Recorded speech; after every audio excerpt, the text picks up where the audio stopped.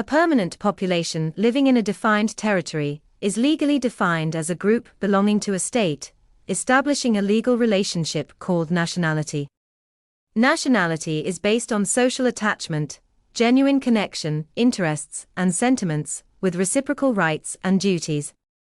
It reflects the formal relationship of individuals with a state, not on ethnic origin or affiliation.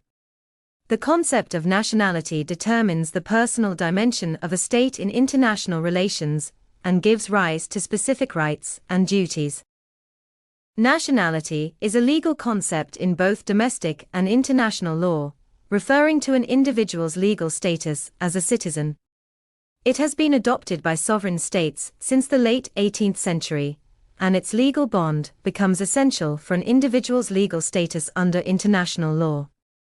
However, with the development of human rights protection, nationality became irrelevant, as individuals are addressed and protected as human beings, not as nationals of a sovereign state. The most prominent feature of nationality under international law is that it is primarily within the domestic law of states, as stated by the Permanent Court of International Justice in 1923. Although the freedom of states to regulate their nationality has been restricted, each state is still entitled to determine who they are under its own law. International law limits this discretion, but does not prescribe criteria for nationality acquisition or loss. The 1930 Convention on Certain Questions relating to the conflicts of nationality laws formulated this dichotomy. Nationality is a fundamental rule of state sovereignty, limiting the regulation of acquisition, loss, and consequences of one's own nationality. Legislating states can establish rules on who is considered a national of another state, but this only has binding effects for the legislating state.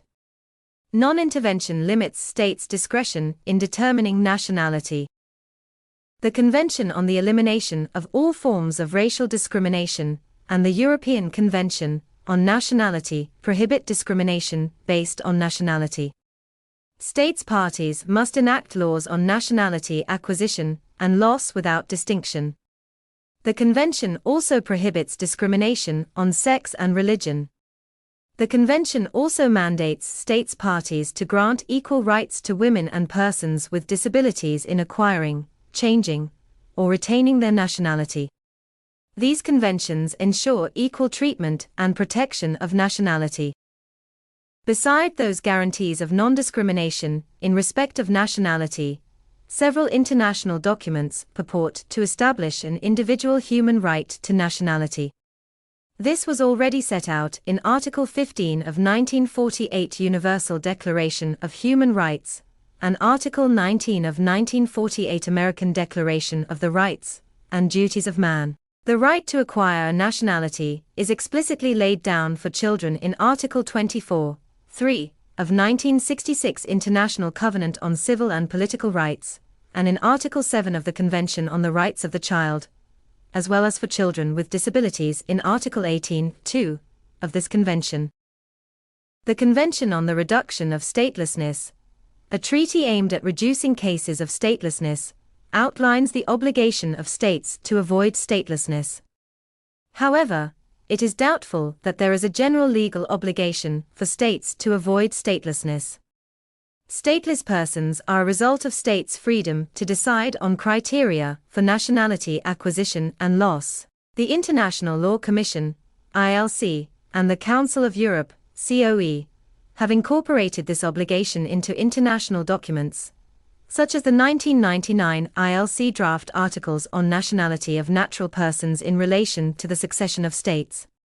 However, these conventions are only binding for a limited number of states, and have not been endorsed by the UN General Assembly, UNGA. International law limits states' recognition of nationality acquisition on the international plane, requiring a generally accepted criterion indicating a connection between the state and the individual, which can be expressed through ex lege, or naturalization upon request. Nationality laws in states are based on the principle of ius sanguinis, which states that children acquire their parents' nationality by birth. However, some states restrict this to fathers, while others require states parties to grant equal rights to women for their children's nationality, despite variations in their legislation. States confer nationality upon children born in their territory under the principle of ius soli, as established in the European Convention on Nationality. This principle extends to births on ships or aircraft registered in the state's territory. However, children of diplomatic immunity holders in the birthing state do not automatically acquire the state's nationality, as outlined in the Vienna Convention on Diplomatic Relations and Consular Relations. The conferment of nationality is recognized in international law, even if it occurs against the will of the person concerned.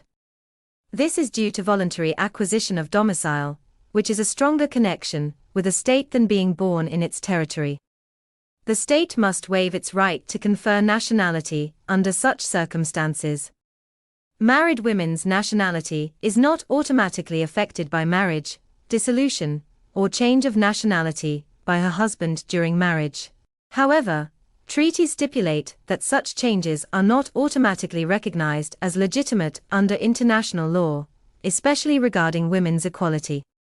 This rule extends to both spouses, allowing for voluntary changes of nationality in connection with a marriage.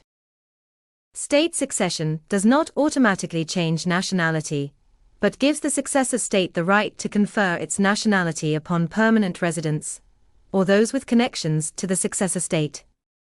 Conventions and state practices show that any transfer of territory does not automatically change nationalities, but gives rise to the right of constitutive conferment. International law limits states' freedom to confer nationality, with situations where it would not be recognized on the international plane. These include naturalization of persons from another state without connections, attempting to confer nationality based on race, sex, language, religion, or sexual preference, and the acquisition of real estate. Belligerent occupation does not entitle the occupying power to confer nationality, as it only allows temporal rights of administration. Voluntary naturalization is the act of conferring nationality to an alien by a formal individual act, usually with the consent of the person concerned. This is recognized as a legitimate ground for the conferment of nationality, as it does not require further preconditions like prolonged lawful residence or language knowledge.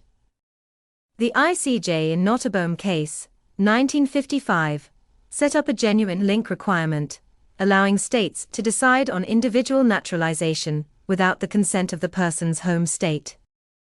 Under treaty law, states are obliged to facilitate naturalization for certain groups of persons, including stateless persons, lawfully and habitually resident persons, spouses and children of nationals, and those with a residence period not exceeding 10 years.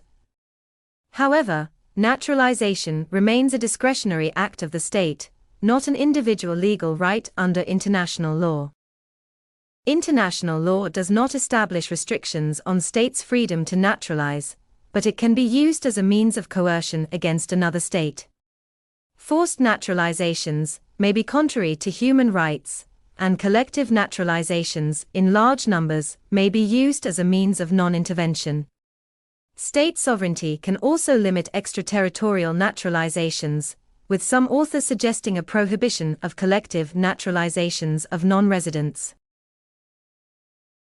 Multiple nationality occurs when legitimate criteria for granting nationality coincide, as seen in the standard scenario of a child born in a state where the ius soli principle applies, and parents having the nationality of a state which applies the ius sanguinis principle.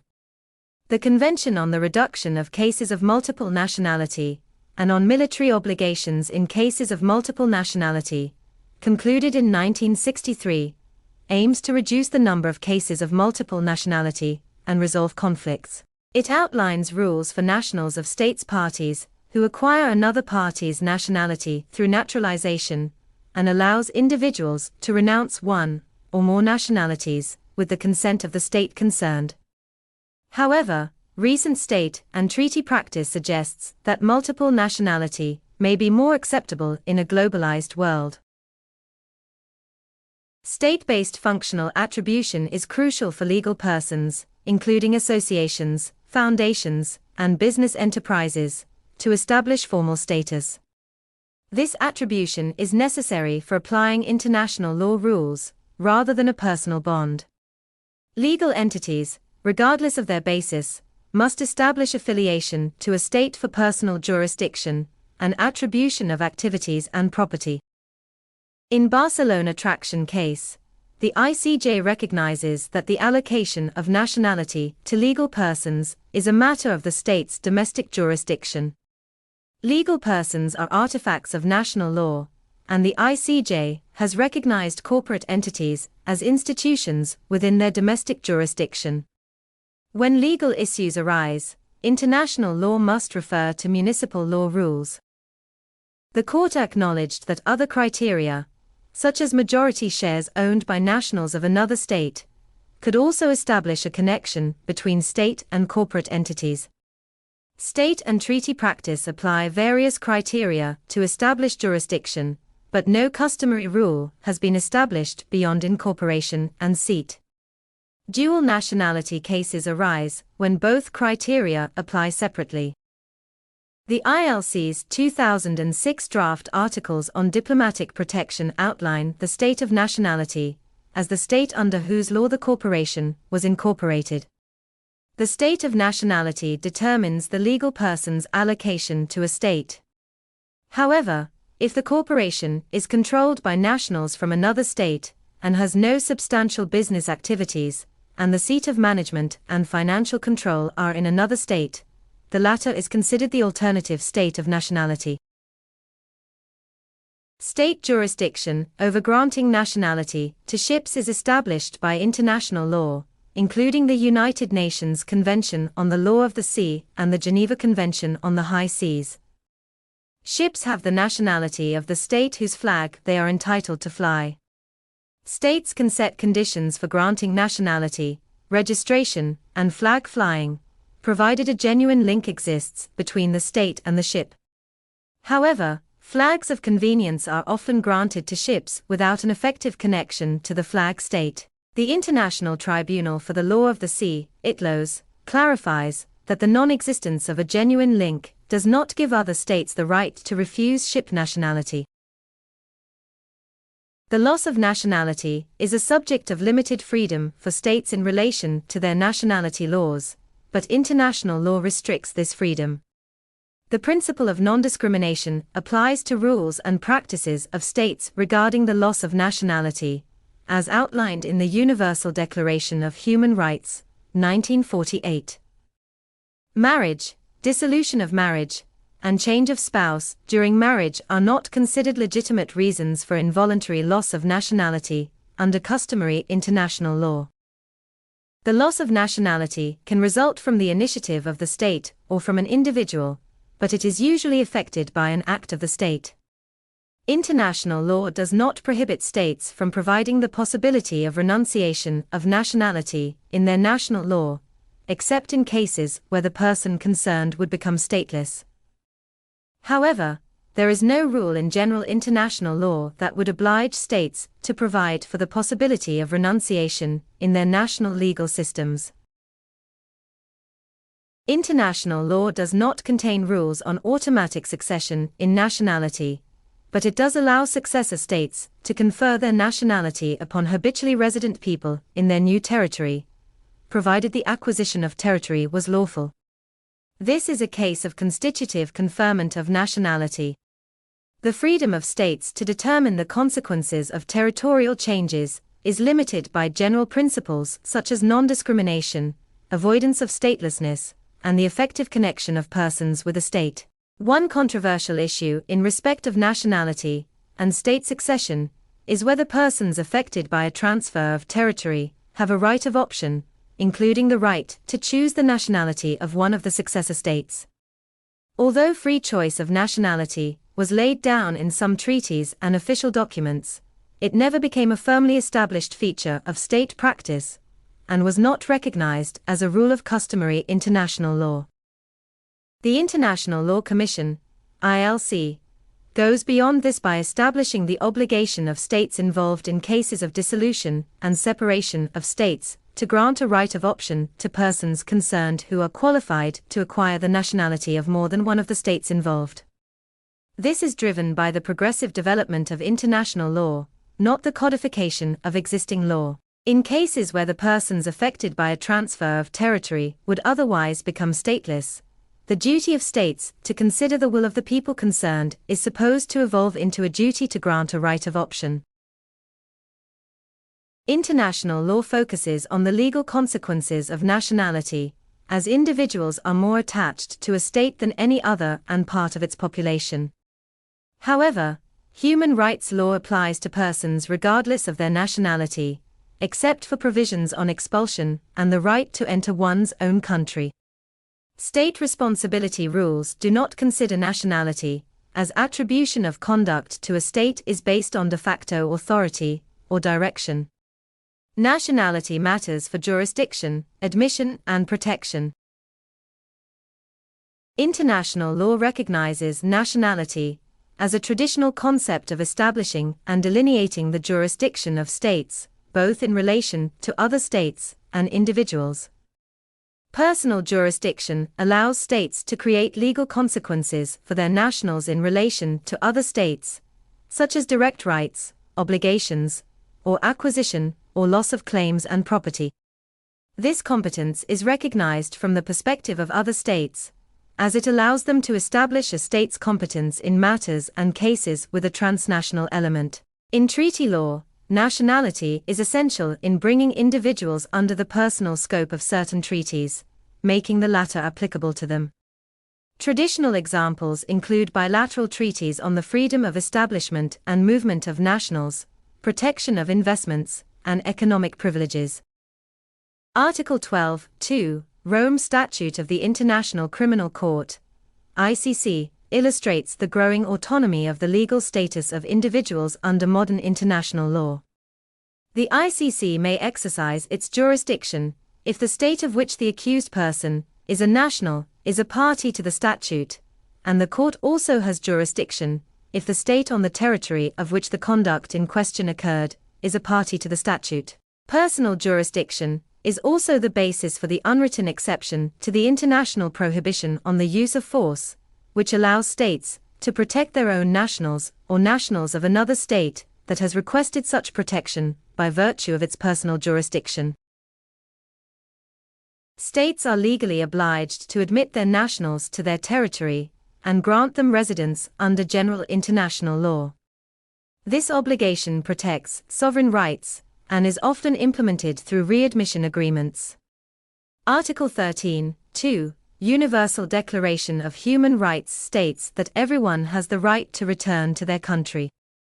Article 3, Protocol No. 4 to the European Convention on Human Rights guarantees no one shall be deprived of the right to enter their home country, but the right to enter is still debated under universal customary international law. The right of a home state to exercise diplomatic protection for its nationals is a crucial consequence of nationality in international practice. The traditional instrument of diplomatic protection was described by the PCIJ in the Mavromatis case as the right of the state to ensure respect for the rules of international law. Diplomatic protection is defined in Article 1 ILC Draft Articles on Diplomatic Protection, 2006, and is considered by the ICJ to be declaratory of existing customary law. The main requirement for the exercise of diplomatic protection under customary law is that the person concerned was a national of the claiming state continuously from the date of the injury to the date of the official presentation of the claim. This requirement has been severely criticized in legal doctrine and judicial practice for two reasons. Firstly, the court applied the concept of effective nationality to the essentially different case of sole nationality, where it does not quite fit, and secondly, by setting up the genuine link requirement for naturalized persons, the court established different classes of nationals, those having acquired their nationality by birth or change of civil status, and those having been naturalized. In cases of multiple nationality, the right of diplomatic protection is traditionally subject to some restrictions arising from the general principle of sovereign equality. A state may not afford diplomatic protection to one of its nationals against a state whose nationality such a person also possesses. However, in practice, both principles have not been uniformly followed, so their status as rules of customary international law is open to considerable doubt. As for corporate entities that have been granted a distinct legal personality of their own, the ICJ established in the case law that only the national state of the corporation, such as the state of seat and incorporation, is entitled to exercise diplomatic protection. Diplomatic protection of ships and aircraft can only be exercised by or on behalf of the flag state. As the ITLOs emphasized in the M. v. Saigo No. 2 case, under the law of the sea it is the flag state that bears the rights and obligations with regard to the ship, so that the ship, everything on it and every person involved or interested in its obligations are treated as an entity linked to the flag state. The nationalities of these persons are not relevant. Nationality, rooted in domestic laws of sovereign states, is influenced by international law and human rights. While states have the authority to determine nationality, international human rights law prohibits discriminatory revoking and establishes a fundamental right to nationality for all. Nationality is crucial for diplomatic protection, jurisdiction, and admission rights, but has evolved to include multiple nationalities, legal persons, and even ships and aircraft. The rise of human rights has given individuals a separate legal standing on the international stage, reflecting a more interconnected world. Despite its evolution, nationality remains a cornerstone of international law.